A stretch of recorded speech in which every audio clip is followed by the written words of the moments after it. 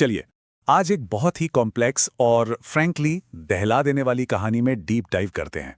एक ऐसी साजिश जो भारत की राजधानी को हिला सकती थी, और इसमें जो लोग शामिल थे वो ऐसे थे जिनके बारे में कोई सोच भी नहीं सकता था। ये कोई मामूली क्रिमिनल केस नहीं था। सोर्स के मुताबिक बात सिर्फ एक क्राइम की नहीं थी, दांव पर थीं हजारों जानें। ये एक बहुत बड़ी तबाही हो सकती थी जिसे हमारी इंटेलिजेंस एजेंसीज ने बस कुछ ही फासले से रोक लिया। आज हम यही समझेंगे कि ये सब हुआ कैसे। 26/11 का मुंबई हमला तो याद ही होगा। वो दहशत, वो तबाही।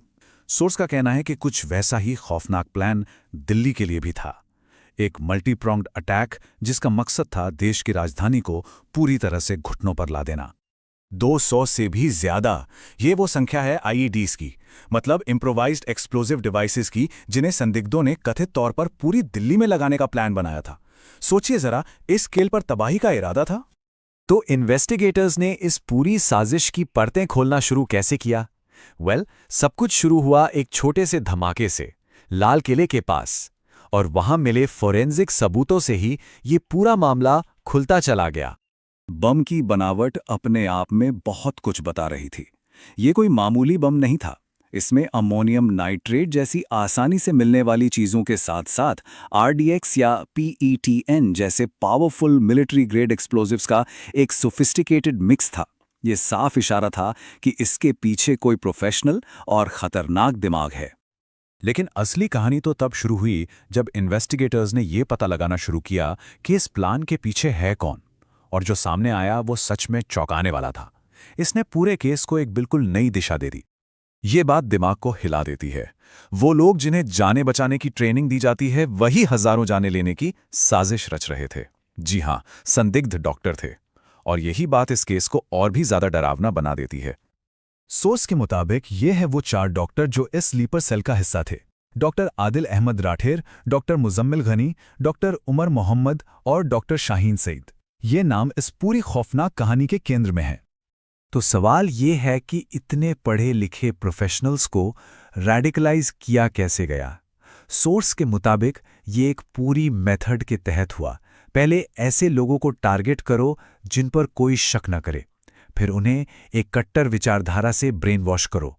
उनकी लॉयल्टी टेस्ट करने के लिए छोटे छोटे काम दो। और जब वो पूरी तरह तैयार हो जाएं, तो सेल को एक्टिवेट कर दो।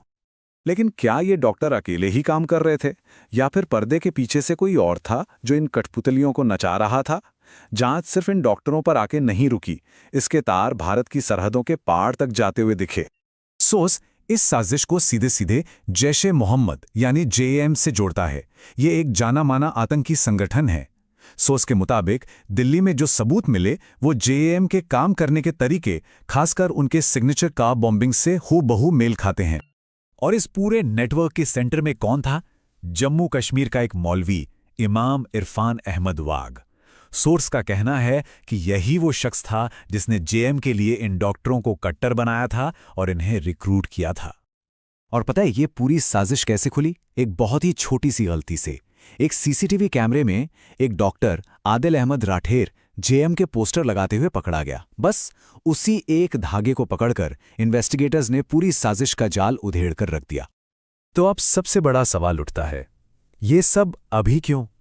सोर्स हमें जियोपॉलिटिक्स की दुनिया में ले जाता है और एक थियरी सामने रखता है जो पाकिस्तान के अंदरूनी पावर स्ट्रगल और उसकी फॉरेन पॉलिसी से जुड़ी हुई है।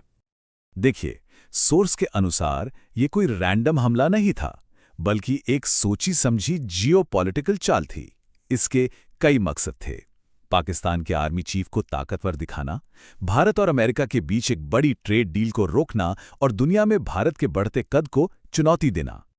और इस कॉन्फिडेंस को दिखाने के लिए सोर्स लश्कर तैयबा के एक कमांडर का ये बेहद चिलिंग स्टेटमेंट हाईलाइट करता है, फिक्र मत करो, भारत पर हमला करो, इस वक्त तो अमेरिका भी हमारे साथ है।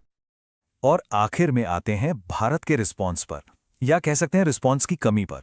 सोर्स भारत सरकार की इस रहस्यमयी चुप्पी को डिकोड करने की कोशिश करता है और इसके पीछे की वजहों को टटोलता है। इतने सारे सबूत, जेएम से जुड़े मॉड्यूल की गिरफ्तारी, इसके